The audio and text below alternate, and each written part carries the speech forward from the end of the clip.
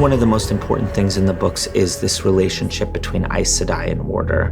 And we needed to figure out a way to see it on screen and feel it through the eyes of our characters. That's very much what episode 105 was about at a core emotional level.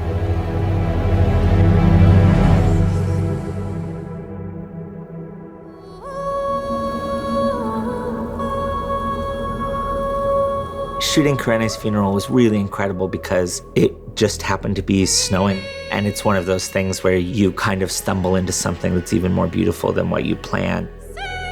It was frigid, snowing, terrible conditions, which sounds like not something you'd want to do, but it helps so much to inform your emotion. Once you got up there, they had actual graves dug. They had mummified dummies in these graves. And Stepan carried Karene's body up the hill.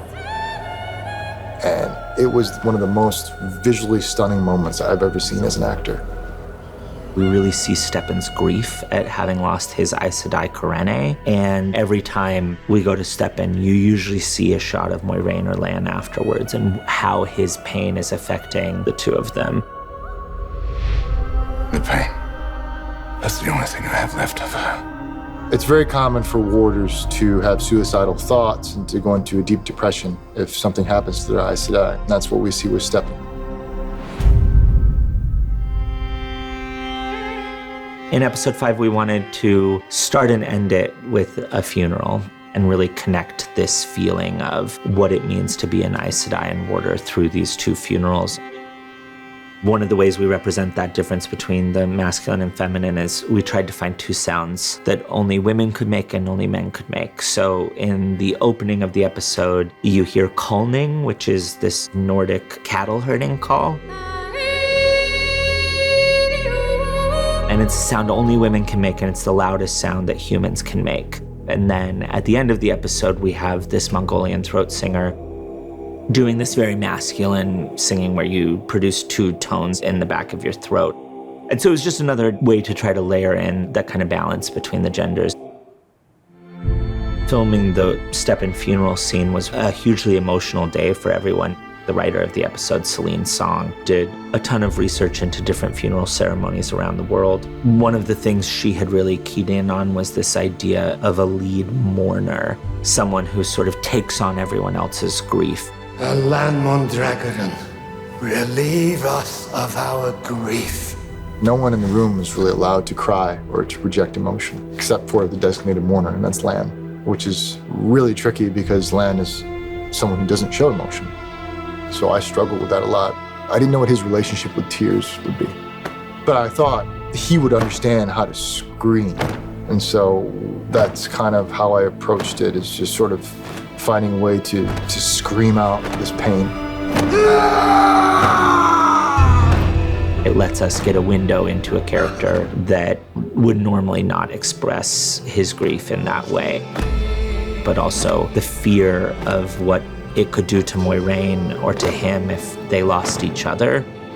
We had to lay everyone else's grief onto him so that you could sort of take him to this heightened place.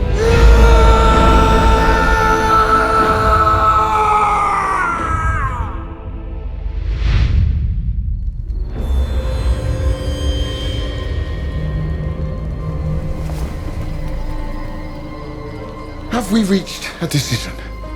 It's easy to call him sadistic or the bad guy, but his beliefs are so strong. So yes, he does have some very harsh, evil tactics, but he believes he's saving everybody. And so that belief drives him forward. What makes you think that I'm a man who stays true to his oaths? That I won't just bleed you out right here and now? If you're going to do it, then do it. Everything you tear away from Egwene, you just reveal steel underneath. And I think Maddie did such a great job performing that and seeing this glimpse of this character do whatever it takes to make sure that the right thing is being done, no matter how hard it is. You would have made a strong Aes Sedai.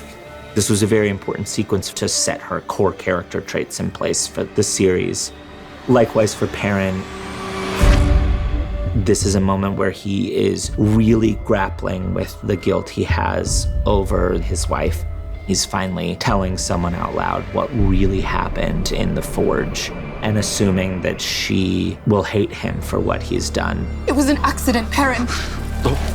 Not your fault. It's the first step in Perrin beginning to accept what he did and starting to figure out his own relationship with violence.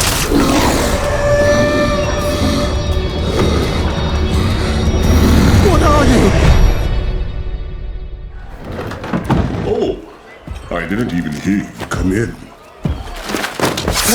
Stay back! Oh dear, you humans are very excitable. One of the characters we were all just so thrilled to bring to life in the show is Loyal. He's a real fan favorite of the books. He's one of my favorite characters. And it's something we really had to get just right. And it all came to life when we found our actor, Mohammed. This is it. Let's go. He brings all of the joy to the Wheel of Time crew that the character of Loyal brings to the Wheel of Time crew in the books. Sally Richardson Whitfield, who directed episode 5, she really took on Loyal as like her challenge and her thing to bring to us. My favorite thing is when you see her. His hands are so beautiful. That is very odd. I like oddities. She did an incredible job working with prosthetics, hair, sound, all of these different departments to create this character who feels both completely of our world, but also distinctly different. Always in such a rush, these humans. Never taking time to properly prepare for what they're walking into.